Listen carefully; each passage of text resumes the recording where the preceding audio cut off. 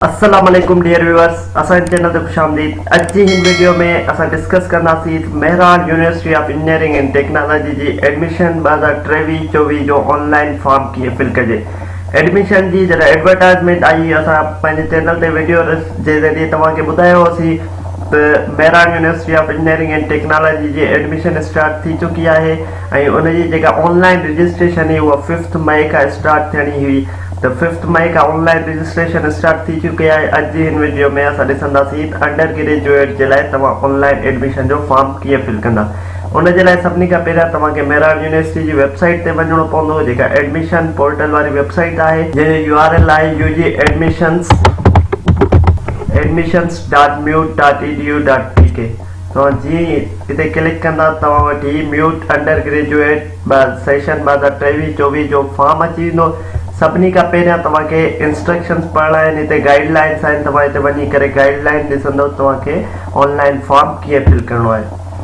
जीअं गाइडलाइन ते क्लिक कंदासीं त डिटेल गाइडलाइंस अची वियो। प्रोस्पेक्टस अवेलेबल आहे मेहरान यूनिवर्सिटी जो admissions.mute.edu.pk जी वेबसाइट ते। उन खां पोइ रजिस्टर जेको तव्हां कंदा UG admissions.mute.edu.pk ते पंहिंजो अकाउंट क्रिएट कंदा, पोइ login into admission web portal सां तव्हांखे पंहिंजी ही इंफॉर्मेशन फिल करणी आहे। तव्हां हिनखे डिटेल में पढ़ी वठिजो।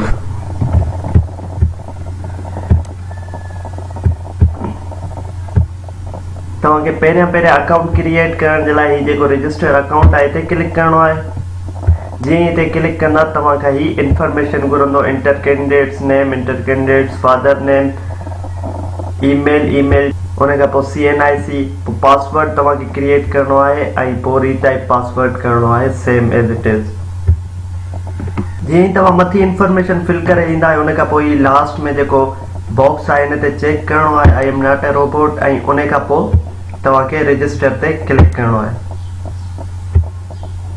जीअं ई असां रजिस्टर ते क्लिक करे congrats your account has been created, you can sign in now. हाणे तव्हां पंहिंजो अकाउंट क्रिएट थी वेंदो ऐं तव्हां साइन इन करे ऐं पोइ तव्हां पंहिंजो फॉर्म फिल कंदा। साइन इन में तव्हां पंहिंजी ईमेल ॾींदा जेका तव्हां रजिस्टर में लॻाई आहे, उन खां पोइ जेको पासवर्ड क्रिएट करियो आहे उहो लिखी करे तव्हां ऑनलाइन फॉर्म फिल कंदा। जीअं लॉगिन ते क्लिक कयोसीं त हाणे असां वटि फॉर्म अची वियो, फॉर्म जो डैशबोर्ड अची वियो।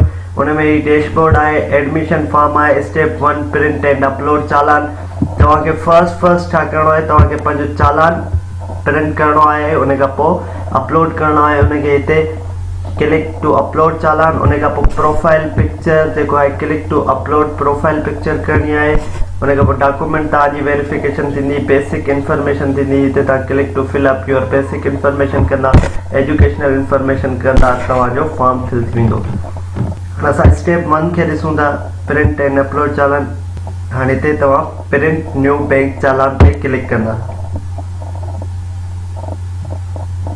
जीअं प्रिंट बैंक चालान ते क्लिक कयोसीं त चालान अची वियो। इहो तव्हां पंहिंजी कंहिं बि HBL जी ब्रांच में जमा कराईंदा आहियो, उन खां पोइ अपलोड करे फर्दर फॉर्म फिल कंदा। उमेद आहे तव्हां सम्झी विया हूंदा फॉर्म खे कीअं फिल करिणो आहे। हीउ चालान तव्हां HBL जी ब्रांच में पे करे सघो था, HBL कनेक्ट जे थ्रू, मोबाइल ऐप जे थ्रू बि तव्हां हीउ चालान पे करे सघो था। त तव्हांखे जंहिंमें इज़ीनेस लॻे तव्हां उन में चालान पे करे ऐं पोइ अपलोड करे छॾींदा। उमेद था कयूं तव्हांखे इंफॉर्मेशन मिली वेंदी Mehran university of engineering and technology जो ऑनलाइन एडमिशन फॉर्म कीअं फिल कजे। मज़ीद इंफॉर्मेटिव वीडियोज़ जे लाइ असांजे चैनल खे लाइक कयो, सब्सक्राइब कयो, जीअं असांजी हर नई वीडियो ते पहुची सघे। अल्लाह हाफ़िज़।